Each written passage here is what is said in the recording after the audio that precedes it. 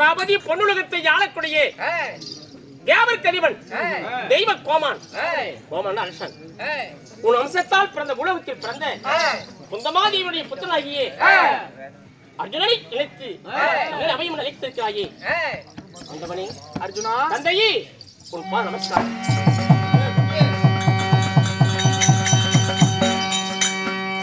ஐயா வாடாத திருமுகமே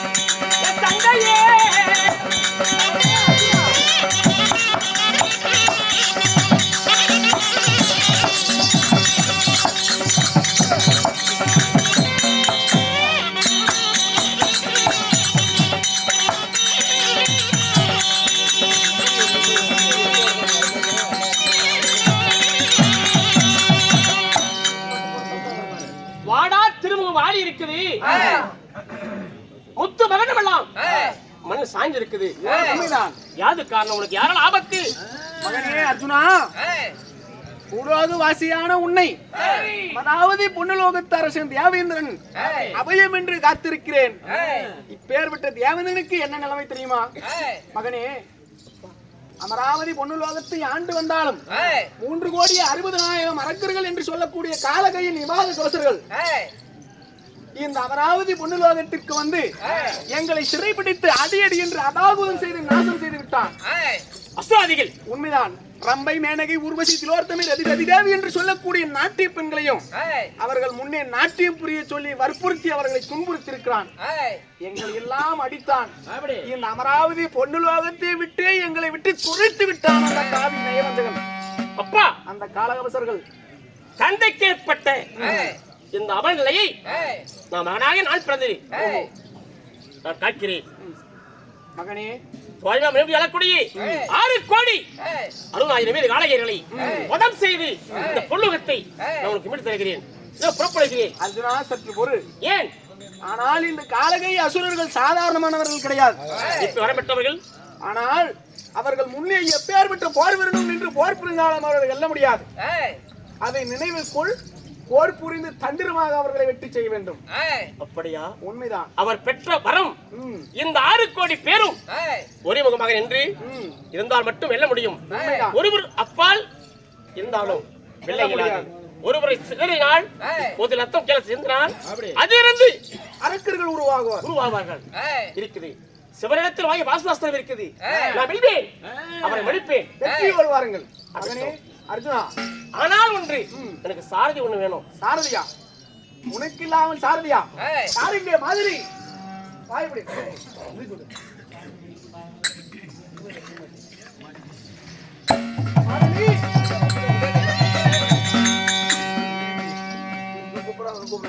மாதிரி எனக்கு எப்படி சாரதியம் செய்வாயோ அதே போல் என் மகனுக்கு சாரதியம் செய்த அரக்கர்களை வெல்ல வேண்டும். சக்கரை உன்னை நம்பிதான் அனுப்புறேன். ரதத்தை பதமாக ஓட்டி இருப்போம். சாரதி மாதலி அகில உலகத்து சாரதியானவர் ஜல்லியன், அந்த எம்பெருமான மாயவர் மாதலி. இந்த 3 பேர்களும் சூரிய பகவானுக்கு அருண் சாரதி. இந்த 4 சாரதி தான் உலகத்தில் புகழ் பெற்றவர்கள். நீங்களும் ஒருவர். ஏன் நீங்க சோரிங்க? இருந்தாலும் புறப்படுவோமா? புறப்படுங்கள் போல.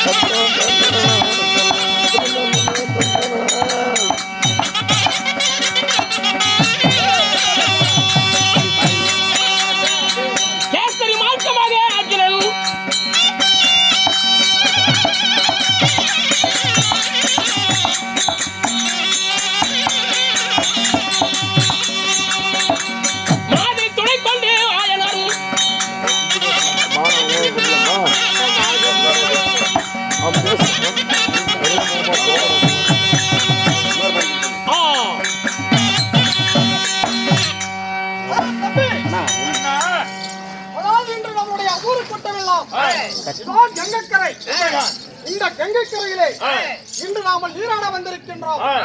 நம்முடைய கூட்டத்தை பாத்தியாடா? யாரான கூட்டமாக கொண்டிருக்கின்றது. நான் இந்த ஆத்துல உள்ள போத பூரா அப்படி சேரும் தண்ணியை கலங்கி போயிடும். உண்மைதான். என்ன பாட்டு பாட்ட போது ஒண்ணுமே தெரியல. ஒண்ணுமே புரியல உலகத்துல. அதனால் இப்பொழுது நீராடி விட்டு எது கொண்டு இருக்கின்றோம். ஏதோ ஒரு ரதமாகப்பட்டு நம்ம நோக்கி வந்து கொண்டு இருக்கிறது. யாராக இருக்கு பார்க்கலாம். பார்க்கலாம்.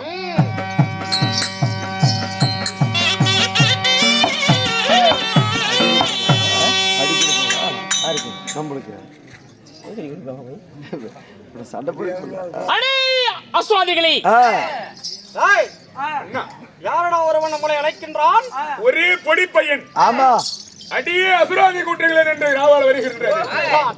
ஜெயமாபுரி வழிபுரி ஆளக்குடையே நிவேத காளையர்களே, வல்லவர்க்கு வல்லவன் இந்த வயது இருப்ப அறியாத மூடர்களே வந்திருக்கிறேன். எதிரிகள் இல்லை என்று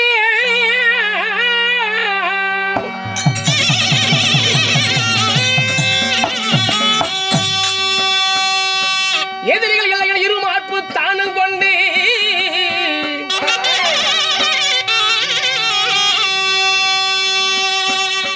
மதியாவில் மீது வல்லவனை சொல்வேன் கேளா.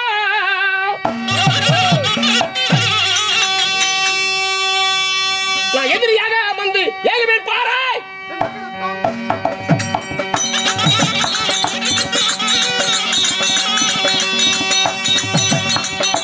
உங்களை இப்போ போதுமே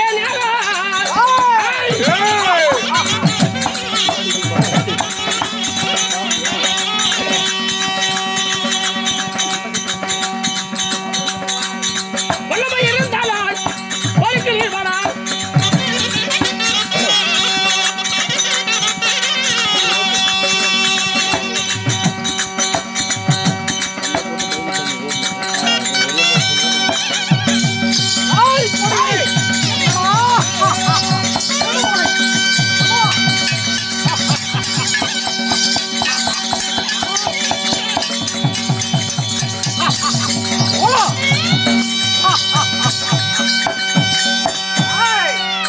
என்னங்க அரிசா நான் நின்னவாங்களே புரண்டி பாட்டி ரவுண்ட் அடிச்சு கிடக்கிறேன். நான் நின்னவாங்களே அடிக்கிறபடி.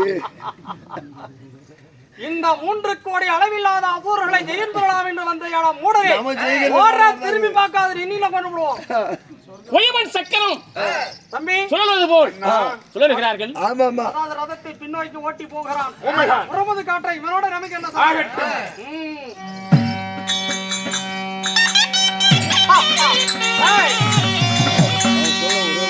புறமது காட்டி ஓடுகிறான் என்றால் ஒற்றவனாகி இவனை கண்டு நாமல் கைவிட்டு நகிக்கணும் அல்ல. சரி திருமணா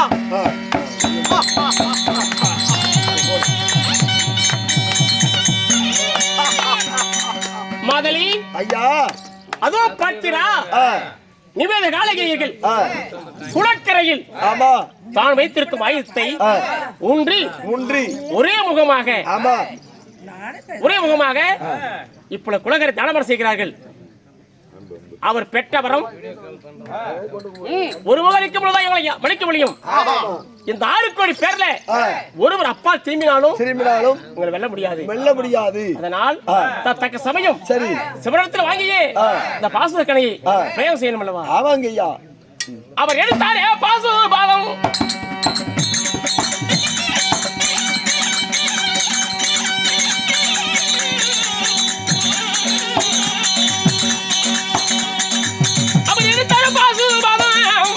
கொடுத்தார சுவாதிகள் மீதில்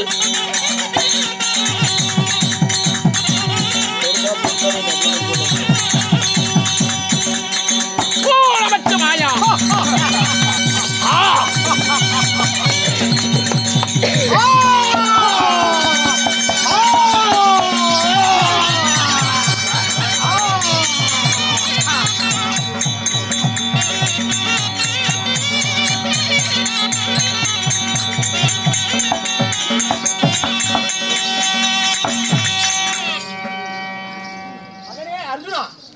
அப்பா இந்த 6 கோடி 60,000 நிவேத காளையர்களை சிவனிடத்தில் வாங்கி வாசுவது கிடையாது. ஒருமுகம் நிற்கும் பொழுது நான் மாய்த்து விட்டேன். மாய்த்து விட்டாயா? இந்த அமராவதி புல்லகத்தை மறுபடியும் முடிகட்டி நீ ஆழ்வீர், நான் பூலோகம் புறப்படுறேன். மகனே அர்ஜுனா, சற்று பொறு. இதோ இந்த அரக்கர் கூட்டம் மடிந்திருக்கிறார்கள். இந்த அரக்கர் சேனைகள் அனைவற்றும் ஒரு முறை பார்வையிடுகின்றேன். சற்று காலதாமதம் போவீர்கள். ஏய் மாதலி, எங்க இந்த அரக்கர் கூட்டம் பூரா சொர்க்கரான ஏத்தி அனுப்புறா போட்டோம். அரக்கர் கூட்டெல்லாம் மாண்டு மடித்து விட்டார்கள். செலவுக்கு வேணுமில்ல, பொட்டிக்கெல்லாம் வேணும், சொர்க்கிறதுக்கெல்லாம் பணம் வேணுமில்ல. நம்ம கிட்ட பணம் இல்ல. அதனால மக்களால ஏதோ 5-10 போட்டுவியா கேளு சமயவர்களே. அதாவது இந்த திமால காலகையவர்கள் யாரும் கிடையாது. இந்த தெய்வம் இருக்குது இல்லையா, மாரியம்மன். அந்த மாரியம்மனுக்கு காலையில போதம் இருக்குது இல்லையா, அந்த போதம் தான் இந்த அரக்கர்கள். ஓப்பல போடுறாங்க 2000 1000 தான் காலையில் அதுக்குள்ள கண்டுபிடிச்சு நாலு பணம்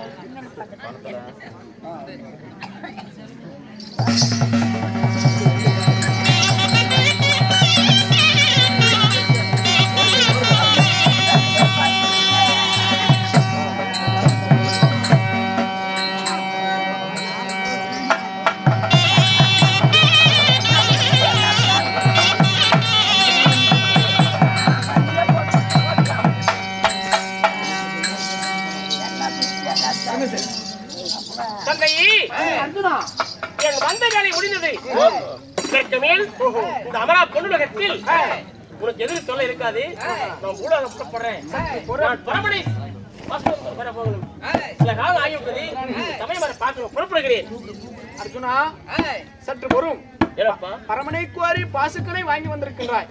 இந்த பாசுக்கனையாலே அவர்களை வதம் செய்திருக்கிறாய். மிக்க மன மகிழ்ச்சி அடைந்தேன். ஆனால் என்னுடைய ஆசை, இந்த அமராவதி பொன்னுலோகத்திற்கு ஒரு நாள் நீ தேவேந்திர பதவி பற்றும் பெற்று இந்த தேவேந்திர இந்த தேவேந்திர பதவியிலே உன்னை அமர வைத்து பார்க்க வேண்டும். அப்பா, நான் பூலோக வாசி, நான் சாதாரண நரகன். நீங்க தியாபர்கள், தியாபர் ஆளக்கூடிய சமாதானத்தில் ஒரு சாதாரண நரமனிதன். அமரவன் நீதி அல்ல. வேண்டாம் அப்பா. ஐயா, இந்த தேவேந்திரன் அந்த காலகை சூரியர்களிடத்தில் நான் அகப்பட்டுக் கொண்டிருக்கும் போது என்னை அபயம் காத்து நீ இந்த தேவ நாட்டை பிடித்து கொடுத்திருக்கிறாய். ஆகையால் நீ ஒரு முறையாவது இந்த தேவேந்திர பதவியிலே அமர வேண்டும். இது தேவேந்திரனுடைய ஆணை. தேவரால் வெல்ல முடியாத அசுராதை மடித்திருக்கிறாய். என் அம்சத்தால் பிறந்தவன் 3.25 நாழிகை ஆயுள் இந்த தெய்வ சமன் அமர் என்கிறாய். இப்படியும் அதே என்னுடைய கடமையாகும்.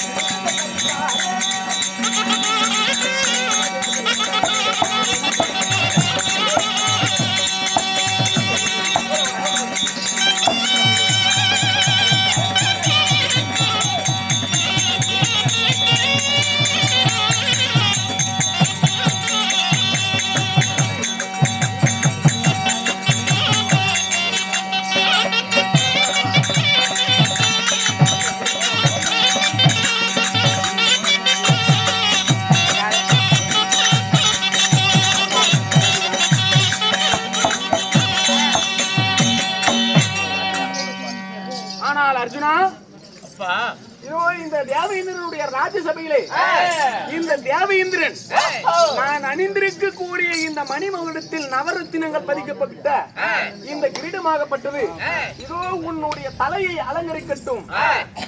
அர்ஜுனனுக்கு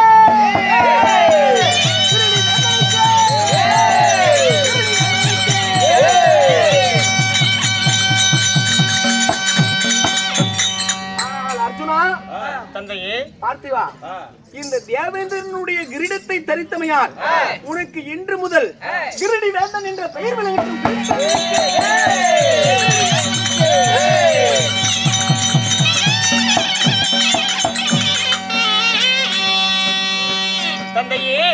சிவனே, அர்ஜுன மகாராஜன் 12 அழகி இந்த 11 பெயர் ஒரு பெயருக்கு ஒரு காரணம் இருக்குது.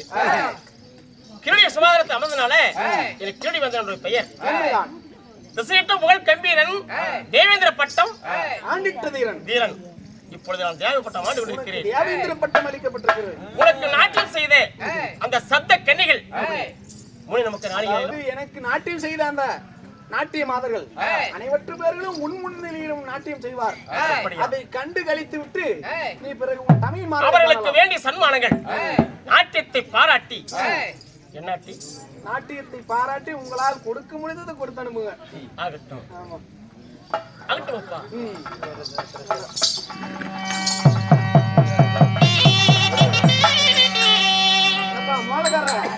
மொல்லக்கார நாட்டியம் பாக்குறதுல பூரா செலவு பண்ணிட்டு போயிடணும். எங்க இருக்குது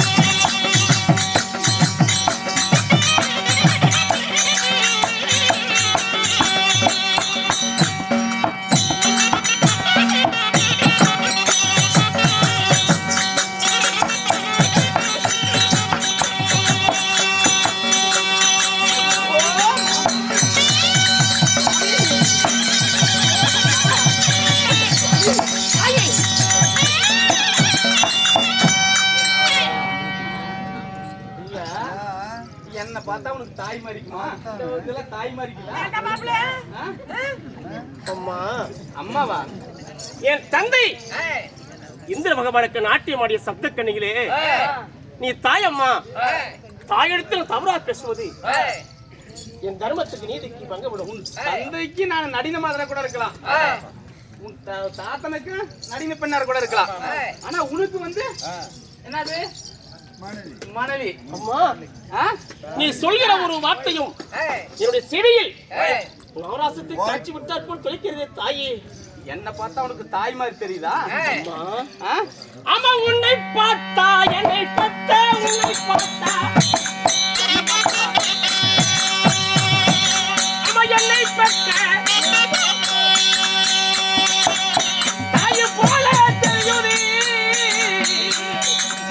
என் மாலா தெரியுது என்னை பார்த்தா உனக்கு தாய் போல தெரியுதா?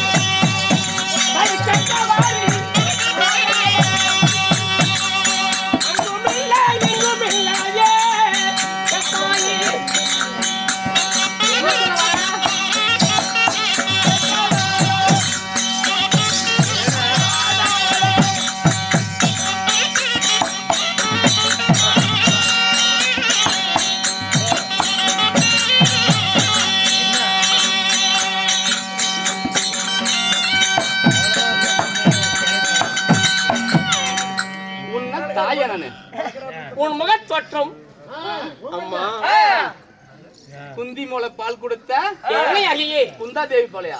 உன் முகத்தோற்றம் அளிக்கிறது தாயே. உன்னிடத்தில் தவறா பேசலாமா? சரி வேண்டாம் அம்மா.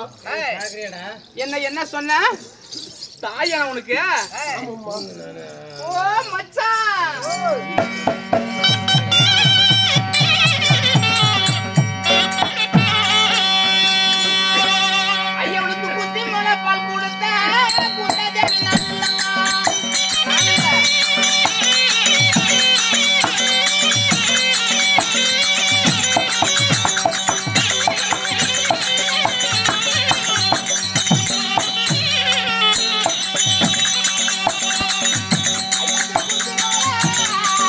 அம்மா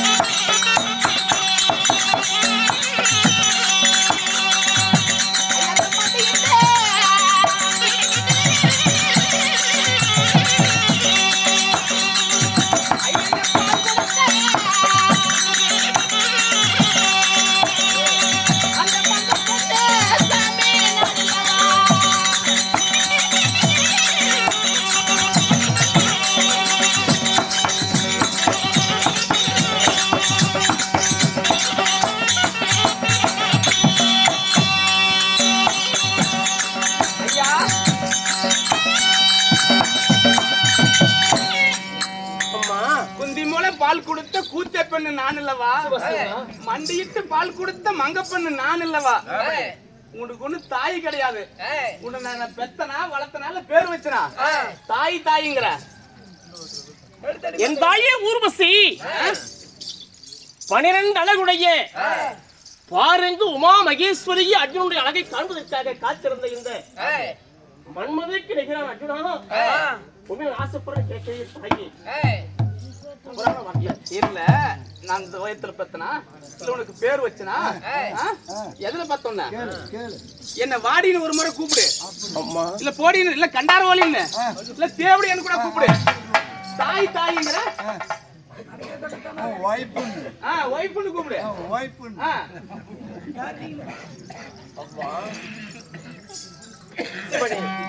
ஓட்டுப்பாட்டியா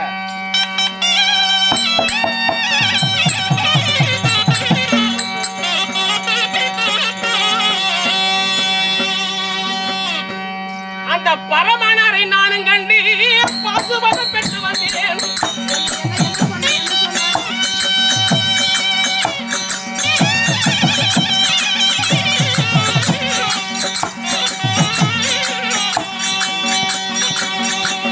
நான் சிவனாரை நானும் கண்டு சிவத்தலை பெற்று வந்தேன்.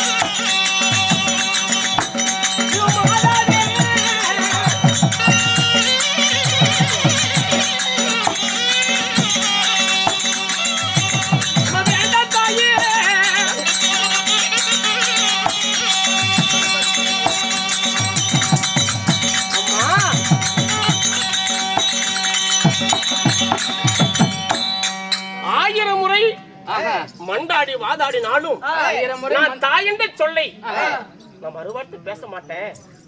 என் ஆசைக்கு நீ இணங்க மாட்டேன். அதாவது அம்மா 1000 முறை உன்னோட இடத்துல எடுத்து ஊத்துனாலும் மறுவார்த்தை நீ பேச மாட்டேன். என் ஆசைக்கு நீ இணங்க மாட்டேன். இல்லம்மா என்னுடைய முகத்தையும் பார்க்க மாட்டேன். தாயி எப்ப என்னுடைய ஆசைக்கு நீ இணங்கவில்லையோ, என்னுடைய ஆசைக்கு நீ எப்ப இணங்கலையோ உன்னை என்ன செய்கிறேன்? என்னையவா? ஆணுக்கு சேராத பெண்ணுக்கு சேராத பேடியா போசா.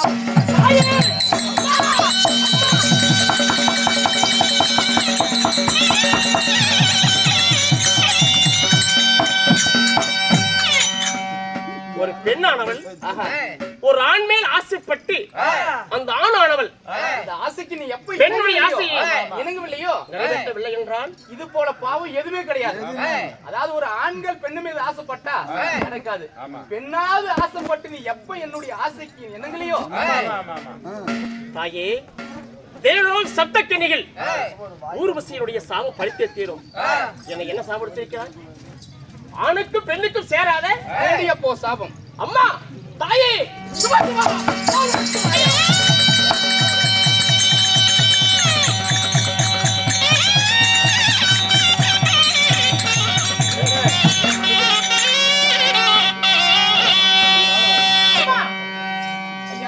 ஆணுக்கும் பெண்ணுக்கும் சேராத அரும் பேடிய சமைத்து விட்டாய் அம்மா. இந்த சாபம் எப்படியோ விலகும். உன்னுடைய கரம் எப்ப என் மீது படுதோ, மார் மீது படுதோ, அப்பதான் இந்த சாபம் உனக்கு விமோசனம். இதுவரை பேடி ஆயிரு. எதுக்கும் சேராத. எனக்கு 2 கரைகளும் கும்பஸ்தலமை பட வேண்டும். சாபம் அம்மா என்னை வந்து சும்மா ஒரு வாய் வார்த்தை வான்னு கூப்பிட்டு தான் வந்திருப்பேன். வராதால ஏன் இப்படி பப்பு தூக்கு போட்டு ஏன் கிளம்புனாச்சு அப்புறம் என்ன பண்றான்? கிளம்புனமா லேட்டு போய் காப்பு. முடியெல்லாம் நரைச்சு போச்சு. அது சும்மா பித்தனாரா அது விடு. பித்தனரியா? 53 வருஷம் ஆகுது உன்னை. உன்னை போட்டு படுத்தா அவளை நேர்த்தியா இருக்கு. அவளை வரிசையா இருக்கு. எப்படி உன்னை நினைச்சுக்கிட்டே இருக்கணும். எங்க மாமா பரந்தாமா